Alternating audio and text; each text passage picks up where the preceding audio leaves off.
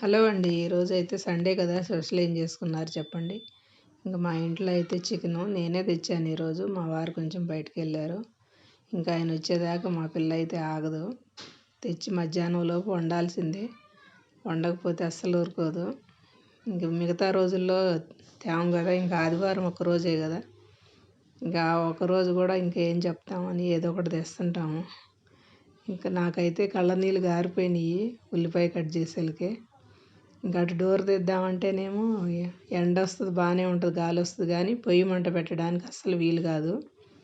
Full ఎండ, గాలి అసలు. ఇంకా అందు గురించి అయితే ఆ డోర్ అయితే వేస్తాను. గాలి లేనప్పుడు మాత్రమే తీస్తాను, ఎండ కొంచెం తక్కువ ఉన్నప్పుడు. ఇంకా అలా ఉంటుంది. మాదైతే తూర్పు ఫేసింగే, కాకపోతే అటు సైడ్ రోడ్డు ఉంది కాబట్టి అటు కూడా డోర్ పెట్టుకున్నాము. అటు కూడా చిన్న గల్లీ ఉంటుంది. ఇంక నేనైతే ఈ మధ్య ఆయిల్ తగ్గించి వండుతున్నాను కదా! దాని గురించి ఎవరేమనుకుంటున్నారో ఏమో కానీ నాకైతే ఎలాగో అనిపిస్తుంది వీడియోలు తీయాలంటే.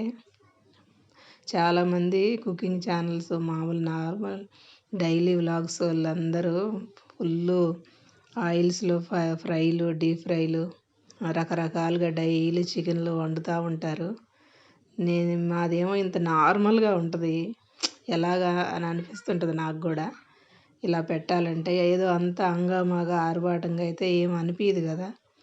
నార్మల్గా మనం సాధారణంగా ఉంటుంది ఈ వీడియోలు. దానివల్ల ఏమో నాకు కొంచెం ఎక్కువ వ్యూస్ రాకుండా అలాగా అయిపోతుందేమోనని నాకు కొంచెం డౌటు. కాకపోతే నార్మల్గా మనం ఇంట్లో ఎలా ఉంటామో అలాగే ఉంటాం కదా! దీనికోసం కొత్తగా నేనైతే ఏం చేయలేకపోతున్నాను. నాకు తెలిసినంత వరకు నేను ఇంట్లో ఎలా ఉంటానో అలాగే చేయగలుగుతున్నాను వీడియోలు. దానివల్ల కావాలా బాగా ఛానల్ గ్రోత్ అయితే అంత ఏం ఉండట్లేదు. పైపెచ్చు మా ఇంట్లో చుట్టుముట్టు పిల్లోళ్ళు ఎప్పుడు రోడ్ల మీద ఆడుతూనే ఉంటారు. ఏ టైంలో వాయిస్ ఇవ్వాలన్నా కానీ పిల్లోళ్ళు గోల అరుపులే వినిపిస్తుంటాయి. అట్లుంటుంది కింద చుట్టూరు. రెండు పక్కల రోడ్లు ఉంది కాబట్టి పిల్లలు ఎప్పుడు సైకిల్ దక్కను బండ్లు అటు ఇటు తిరుగుతూనే ఉంటారు. ఎనీ టైం నా వీడియోల్లో పిల్లల అరుపులు అవే వినిపిస్తుంటాయి ఎక్కువ శాతం. మా ఇంట్లో పెద్ద పిల్లోళ్ళే కానీ ఇంటి పక్కనే రోడ్డు కాబట్టి అక్కడిక్కడ పిల్లలు అందరూ వచ్చి ఆడుకుంటుంటారు. ఇంక చికెన్ విషయానికి వస్తే అన్నీ ఉప్పు, కారం, మసాలాలు అన్నీ పట్టిన తర్వాత వాటర్ అయితే కొన్ని పోసుకున్నాను మునిగినంత వరకు. ఇంక ఇప్పుడైతే హైలో పెట్టుకొని కాసేపు ఉడికించుకుంటే దగ్గర పడిపోయింది చికెన్ అయితే. నేను అటు ఇటు పనులు చూసుకుంటా ఈ పొయ్యి మీద కూర పెట్టి తిరుగుతుంటే దగ్గర పడిపోయింది అయిపోయిందని మా పిల్ల అయితే అన్నం కూడా వేసుకొని కూర వేసుకొని వెళ్ళిపోయింది. అట్లుంటుంది పిల్లలతోటి. పూర్తిగా అయ్యేదాకా కూడా ఆగరు. ఏం చేస్తాం, నేను కూడా వచ్చి కొంచెం పెట్టుకుంటున్నాను. ఇంక మా అబ్బాయికి మా మరిది అయితే ఒక పిల్లోడికి పాపం హెల్త్ బాగాలేదు.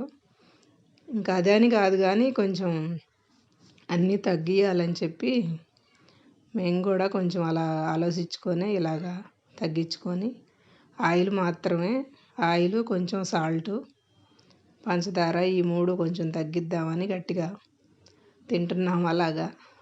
దీనివల్ల మన ఆరోగ్యం బాగుంటుందని. ఇంతకు ముందల్లా మేము ఎక్కువ తినింది లేదు కానీ అప్పుడు కూడా అంతేను. కాకపోతే కొంచెం ఎక్కువ వాడే కాడ కొంచెం తగ్గించుకుంటున్నాం ఇప్పుడైతే పూర్తిగా. అంతేను, అంతకు మించి ఏం లేదు. కూర అయితే బాగానే ఉంది. నూనె వేయకుండా ఎలా తింటున్నారు అని అనుకుంటున్నారా? కాకపోతే మీరు కూడా ఒకసారి ఇలా ట్రై చేయండి, బ్రహ్మాండంగా ఉండిద్ది. ఇంకా అలా తినాలి, తప్పదు. ఇంక ఇంట్లో ఒక్కొక్కరికి ఒక్కొక్కలాగా వండలేం కదా! మీరేమంటారు? వీడియో నచ్చితే ఒక లైక్ ఇచ్చి సబ్స్క్రైబ్ చేసుకోరు.